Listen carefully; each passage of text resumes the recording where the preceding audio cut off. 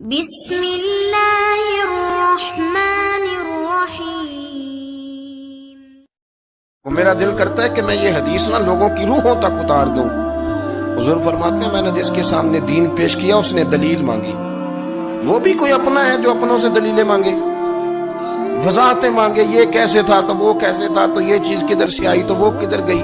آپ اپنوں سے دلیلیں مانگ رہے ہیں، آپ اپنوں کو کٹہروں میں کھڑا کیا ہے۔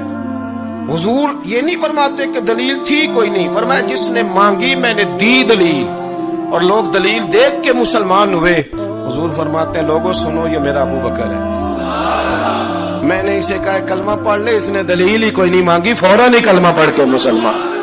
یہ احساس ہے۔ یہاں تو تھک گئے لوگ اپنوں کو دلیلیں دیتے، وہ جی ویسے کیسے تھا تو ایک بندہ یہ کہہ رہا تھا تو دوسرا کہنے دے جو دنیا کہتی ہے، تو اپنی بات کر، تو بتا تو کیا کہتا ہے، اپنی رائے بیان کر، تیرا نظریہ کیا ہے، تیرا ذوق کیا، تو چھوڑ لوگ کیا کہتے ہیں، اپنی بات کر۔ اگر ابو بکر صدیق لوگوں کے کہنوں پہ چلتے تو مکہ تو سارا کچھ اور کہہ رہا تھا، اس وقت تو کچھ تھا ہی نہیں جو کہتا کہ نہیں تو ٹھیک چل رہا ہے، دنیا ساری کچھ اور کہہ رہی تھی، لیکن صدیق اکبر کہہ رہے تھے نہیں نہیں، سچ وہ ہے جو مدینے والے رسول فرماتے ہیں، سچ وہ ہے جو میرے آقا نے فرمایا۔ زندگی میں انہوں نے بتایا لوگوں کو کہ دین کا مزہ لینا ہے تو پھر ذرا غلامی کر کے آتا ہے، پھر ذرا پورا پیار کر کے آتا ہے، پھر پوری محبت دے کے پھر غلامی کا مزہ۔ حضرت اسماء بنت ابی بکر صدیق فرماتی ہیں کہ نبی پاک صلی اللہ تعالی علیہ وسلم نہ حرم شریف میں داخل ہوئے، ایام مکہ میں، مکے کے دن تھے، حضور حرم مکہ میں داخل ہوئے، کافروں نے ابو جہل نے پہلے سے سازش کی ہوئی تھی۔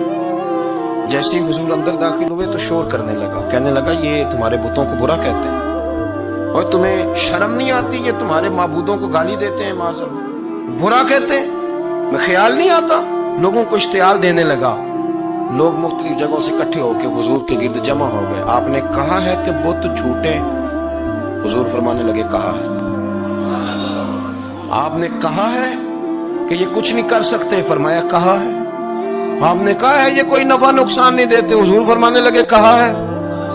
رسول کائنات صلی اللہ علیہ وسلم سے جو سوال پوچھا حضور نے بیان کیا، چاروں جانب سے وہ نبی کریم پر ٹوٹ پڑے، مارنے لگے۔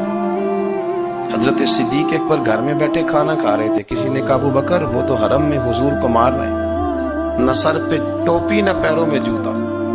ابو بکر دوڑے، سر پٹ دوڑے، بھاگے۔ حضور زمین پہ لیٹے ہوئے تھے، وہ تکلیف دے رہے تھے۔ حضرت صدیق اکبر نے 2 کو پکڑ کے ادھر پھینکا، 4 کو ادھر پھینکا، 5 کو ادھر پھینکا، ایک جملہ بار بار زبان سے کہتے ظالمو انہیں مارتے ہو جو تمہاری نجات کا سامان لے کے آئے، انہیں تکلیف دیتے ہو جو کہتے ہیں اللہ میرا رب ہے، انہیں مارتے ہو، شرم نہیں آتی۔ اب انہوں نے حضور کو چھوڑ کے تو جناب صدیق اکبر کو مارنا شروع کیا۔ حضرت صدیق اکبر، عقبہ بن ابی معیط، عتبہ عتیبہ ان کے ہاتھوں میں جوتے تھے۔ آج کل جوتے وہ نہیں ہوتے جو زمانے میں جوتا ہوتا تھا لکڑی کا، کھڑاؤں کا تھا، وہ جوتے پکڑ لیے اور جناب صدیق اکبر کے سر پہ مارنے شروع کیے۔ سر پہ جوتے لگ رہے ہیں، لگتے جا رہے ہیں، خون بہتا جا رہا ہے۔ حضرت صدیق اکبر نے بازو کھولے ہوئے بے ہوش ہو کے گرے۔ حضرت اسماء کہتی ہیں میرے والد کو لوگ گھر لائے تو سر بھی سارا لہو سے بھرا ہوا تھا، چہرہ بھی سارا لہو سے بھرا ہوا تھا۔ عشق تے اگ دوویں ایک برابر، عشق تے اگ دوویں، عشق تے اگ دوویں ایک برابر، پر عشق دا سیک ودھیرا، اگ تے ساڑے ککھ تے کانے، عشق ساڑے تن میرا، اگ دا دارو میہ تے پانی، کوئی دسے ہاں پلا عشق دا دارو کیڑا، سجنا اتھے کچھ نہیں ہو بچتا جتھے عشق ہوراں دا ڈیرا۔ حضرت صدیق اکبر کو گھر لائے تو لہو لہان ہے سارا کچھ، خون بہ رہا۔